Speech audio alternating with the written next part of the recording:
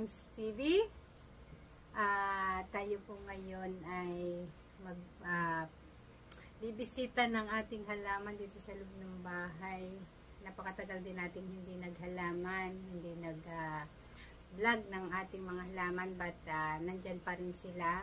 Ayun nga lang, dahil sa sobrang init ng heater dito sa loob ng bahay, ayan, namamaalam na ang ating mga halaman. At ngayon ating bibisitahin yung ating prayer plant na talaga namang sabi ko nga ay kailangan ko ng iripat dahil dadalwa ng dahon yung natitira. Ayan. So ating ililipat natin sa paso at baka marirevive pa natin. So bago po tayo magpalit ng lupa, kamusta po muna kayo sa aking mga nananatili pang subscriber at mga nakakapanood pa ng ating vlog. Ayan, so ito po pala si Tita Ems doon sa mga bagong nanonood, doon sa mga dumadaan. Ayan, so tayo ay magpalit ng ating lupa dito sa ating prayer plant. Kukunin ko ang ating prayer plant. Hindi naman napakalayo ng ating nakikita nyo ang aking prayer plant ngayon. Ayan. So, meron pa siyang natitirang isang dahon. Isa pang dahon yung ating iriribain, padadamihin. Natuyo ng lahat. Dahil, lagi natin dinidilig pero sa sobrang init, hindi niya talaga kinakaya. Pero, ngayon, bumili tayo ng Miracle Grow. Titingnan natin kung mag-work ito. Yan. So, ating gagamitan ng Miracle Grow na lupa. Binili natin para sa kanila, sa ating mga halaman. Yan. So, ating ililipat sa pot. Dahil pagka ganitong sobrang init, kahit ating diligan ng diligan, nabubulok lang yung yung ugat. So, nagready ako ng tubig para ating linisin yung kanyang ugat. At dito natin siya ilalagay. Yan, dito natin ilalagay yung ating bagong prayer plant. Nakakapanghinayang kasi ang prayer plant ay napakamahal. Kaya aanahin natin dun sa ugat mismo. Dahil meron naman siyang yung tinatawag na pinaka-bulb. Kaya ayun. Alam kong magsusurvive, magsusurvive pa siya. So, sayang naman kung itatapon natin, meron pa siyang natitirang, ugat. Meron pang, marami pa siyang ugat, kaya,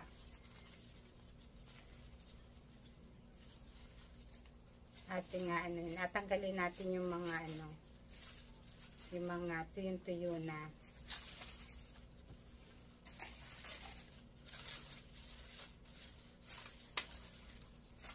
tagal din natin na hindi naasikaso ang ating mga halaman dahil sobrang busy. Pero nandiyan pa rin sila. Yun nga lang iba talagang nawala na. Ayan. So may mga ugat pa siya na tatanggalin natin. Yung iba. Kasi sobrang tanda na rin ng ugat. Ayan, may mga bulb siya na maliliit. Yan yung nag-aano ng tubig.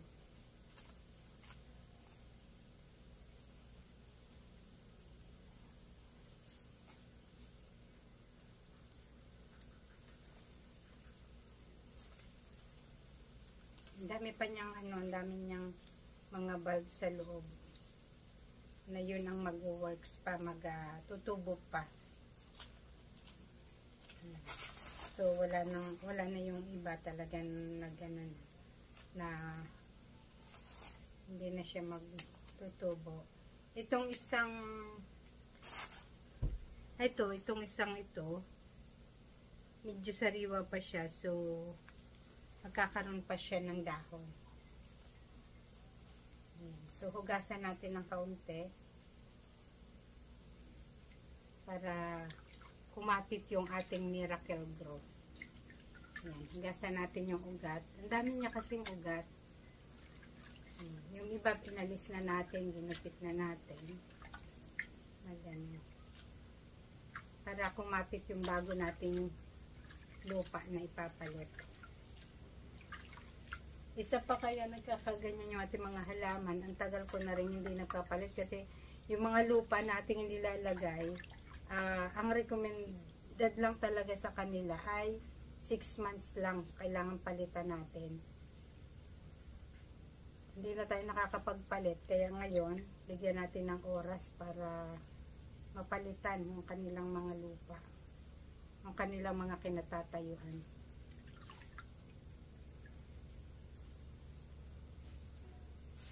Ang dami niyang ugat na hindi na naman kailangan. Yung humiwalay na. Ito na lang yung natitira sa lupa na sa ugat na ating isasama sa halaman. Nakabitaw na yung ibang ugat. Ito yung mga bulb na sinasabi natin. Ayan. So marami pa siyang bulb.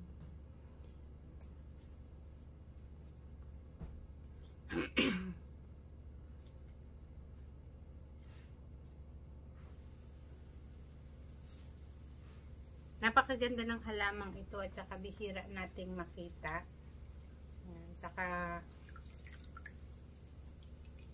isa pa, talagang mahal ang halamang ito. Makikita lang natin ito sa mga mga halaman na, yung mga store talaga ng mga halaman, yung mga magagandang store.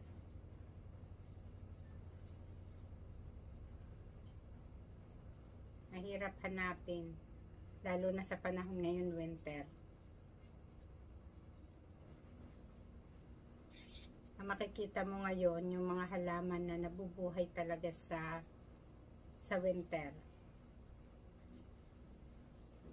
Itong mga halaman natin, nabubuhay ito sa summer and winter. Kasi nasa loob nga lang ng bahay. At dahil napabayaan nga natin, ayun, talagang nasuko sila. So lalagyan na natin ng Miracle Grow ang ating halaman, ang ating prayer plant.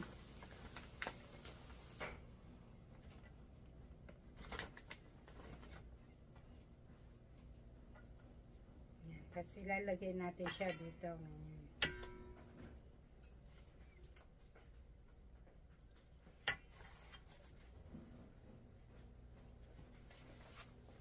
Baba na natin to.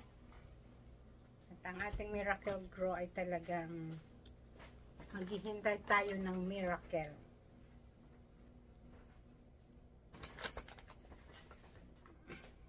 Sa ating halamang ito. Talagang nag-iisa na siya.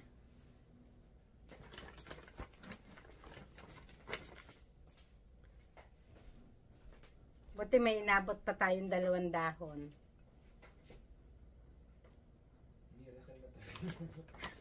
Talagang miracle ang ating aasahan dito sa ating prayer plant.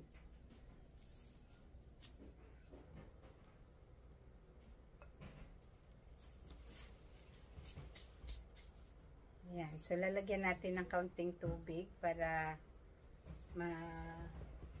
madiligan natin.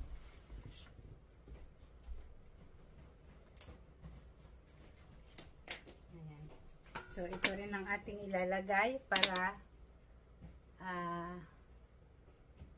mag-miracle talaga siya.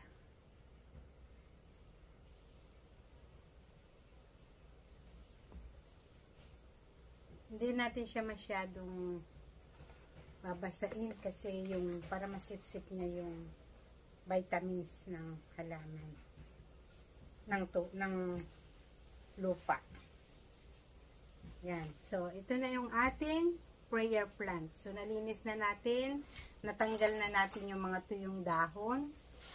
Yan, yung mga talagang nag-goodbye. Tinanggal na natin. Pinalitan na natin ng lupa.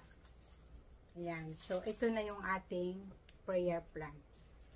So, abangan natin for 2 weeks. At ipapakita ko sa inyo kung nag-works ang ating Miracle Grow. Yan.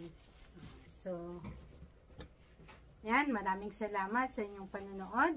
At salamat sa ating mga walang sawang na subaybay kay Tita Ems Vlogs. Yan. So, please like and share.